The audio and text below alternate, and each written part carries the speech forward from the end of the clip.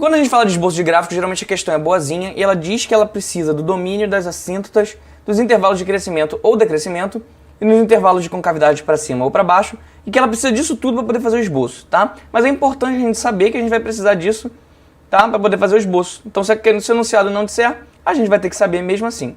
Então vamos lá, vamos achar cada uma dessas coisas para essa nossa função exemplo aqui, tá? Vamos começar com o domínio. O domínio é todo o conjunto de pontos em que eu posso colocar um x dentro da função e ela vai me cuspir um valor, tá? Como eu tenho aqui um número sobre o outro, uma função de x e uma outra função de x, eu não posso ter o denominador igual a zero, tem que ser diferente de zero. Porque já tentou dividir uma pizza entre zero amigos? Não rola, né? Então, beleza. Se isso aqui tem que ser diferente de zero, se a gente for continuando as contas, o interior tem que ser diferente de zero, x ao quadrado tem que ser diferente de 1, então x tem que ser diferente de 1 e menos 1. O domínio, então, vai ser todos os pontos do conjunto dos reais, menos 1 e 1, tá? E aí, para fazer as assíntotas verticais, a gente vai precisar usar testar, né? Na verdade, testar os pontos que dão problema na função. Porque geralmente são esses os pontos em que são candidatos legais para a assíntota vertical, tá? Então, como a gente já sabe que menos 1 e 1 são pontos que dão problema, vamos testar os limites laterais dessa função para esses pontos. Começando com x igual a menos 1, a gente tem o seguinte. Para valores menores que menos 1, isso tudo aqui dentro, como por exemplo, vou testar um menos 2. Menos 2 ao quadrado dá 4, 4 menos 1 dá 3. Então isso tudo aqui dentro vai dar positivo. Só que vai dar um número positivo cada vez mais próximo de zero. Então eu vou ter um número infinitamente grande, mas como eu vou ter negativo sobre positivo, vai dar menos infinito. E aqui eu vou ter, com valores maiores que menos 1, como por exemplo o próprio zero, aqui vai ficar a raiz cúbica de menos 1, o que dá negativo. Então aqui a ideia é a mesma. Eu vou ter um número negativo dividido por um número infinitamente pequeno, só que sempre negativo, e aí vai ter negativo sobre negativo e dá positivo. Então se deu menos infinito aqui e deu mais infinito aqui, se deu pelo menos infinito em um dos dois limites laterais, e a função então explodiu. Se a função explodiu, eu tenho que x igual a menos 1 é sim uma assíntota vertical.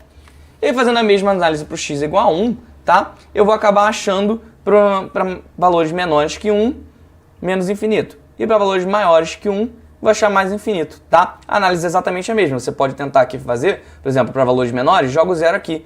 E para valores maiores, joga um 2 aqui. Aí você vai ver que isso aqui vai tender para um número positivo próximo de 0, tá? Então x igual a 1, x igual a menos 1 são sim assíntotas verticais.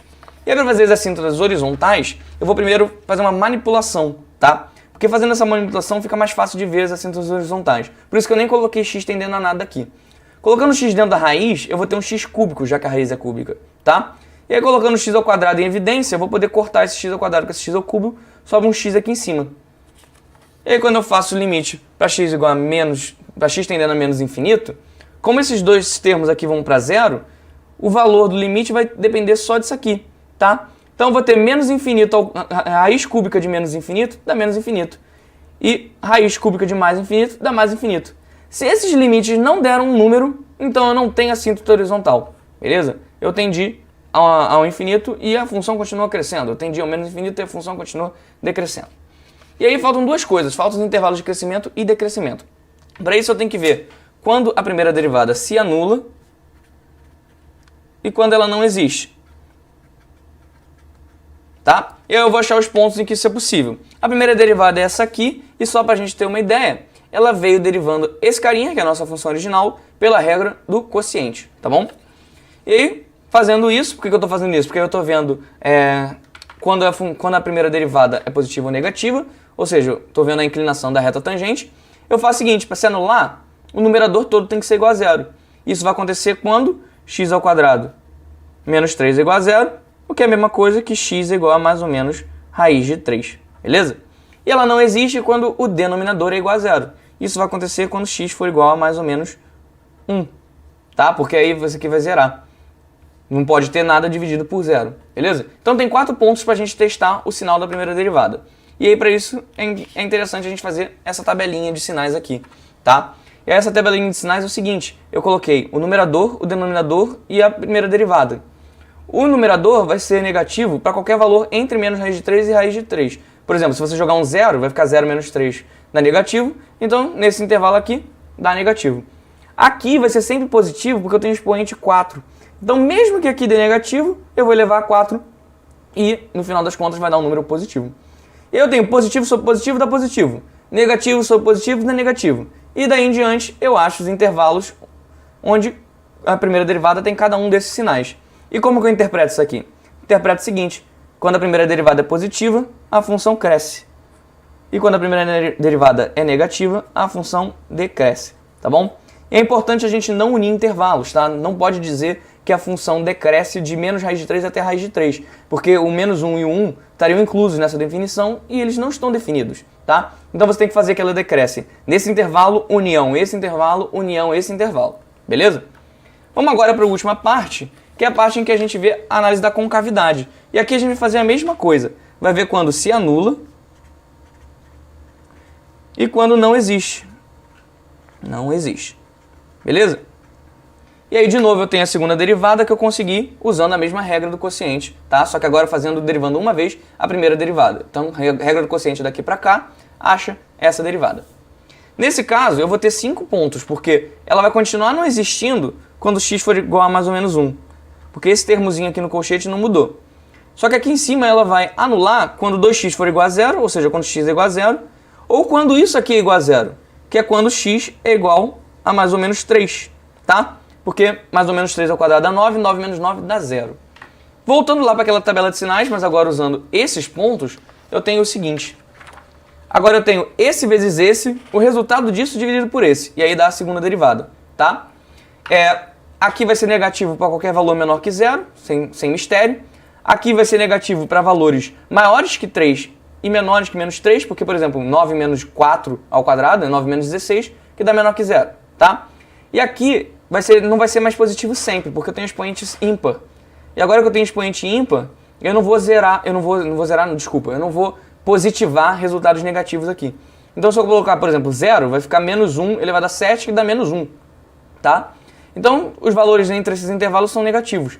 Se eu vou fazer análise de sinal, eu vejo que a minha segunda derivada é positiva aqui, aqui e aqui, e negativa nesses 3 intervalos. E como que a gente interpreta isso? A gente interpreta como a função tendo concavidade para cima quando é positivo e tendo concavidade para baixo quando é negativo. E juntando tudo que a gente viu até agora, a gente constrói uma mega tabela onde pega todos os pontos importantes que nós vimos até agora, tá? Essa tabelinha é bem legal. As assíntotas verticais a gente marca com um tracinho assim para mostrar. Aqui tem análise da concavidade em cada um dos intervalos, análise de crescimento e decrescimento, e tem os limites também, ó. Limite para menos infinito deu menos infinito, e limite para mais infinito deu mais infinito. E os limites laterais também deu menos infinito e mais infinito para o menos 1, e para o 1 deu menos infinito e mais infinito. Agora a gente junta isso tudo aqui para fazer o esboço, tá? E aí para fazer o esboço eu vou começar, antes de trazer de novo aquela tabela, eu vou falar sobre as raízes, porque é um ponto importante que a gente vai precisar marcar no nosso esboço. A raiz da função é a própria origem, tá? Porque se eu jogar 0 aqui, eu vou ter 0 sobre a raiz cúbica de menos 1. Então isso aqui vai dar 0, tá? Então eu já até marquei aqui a origem como um ponto importante. Vamos ver os intervalos. Começando por esse aqui, que é daqui para cá, da esquerda para a direita.